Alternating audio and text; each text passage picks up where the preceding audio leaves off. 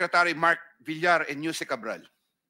I was appointed Assistant Secretary of DPWH by former President Rodrigo Duterte in 2016 during the term of DPWH Secretary Mark Villar.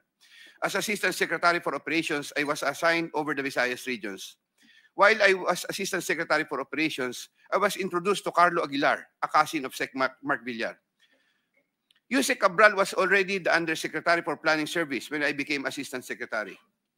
As Undersecretary for Planning Service, Yuse Cabral was working closely with Sec Mark Villar for the allocation, listing, and budgeting of all the DPW's infrastructure projects.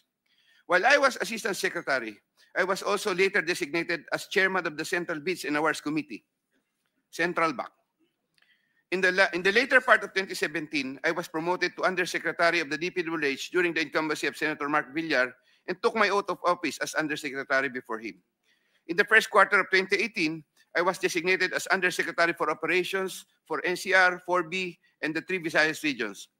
Upon my request, I was replaced as Chairman Central BAC sometime in February 2020 because of political intrigues, as I was reportedly siding with then City of Manila Mayor Isko Moreno, who was vocal against then President Rodrigo Duterte.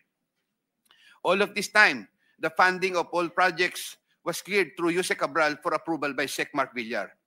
From time to time, Yuse Cabral would ask me to submit detailed list of projects with regards to lump sum fund allocations of DPWH, which list she sometimes would approve herself or forward to Sec Mark Villar for approval.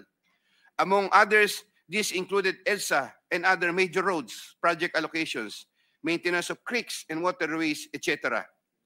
The commission for these approved projects was 10% and divided as follows: 50% to Carlo Aguilar, presumably for Sec Mark Villar, 25% Yuse Cabral, 25% for myself.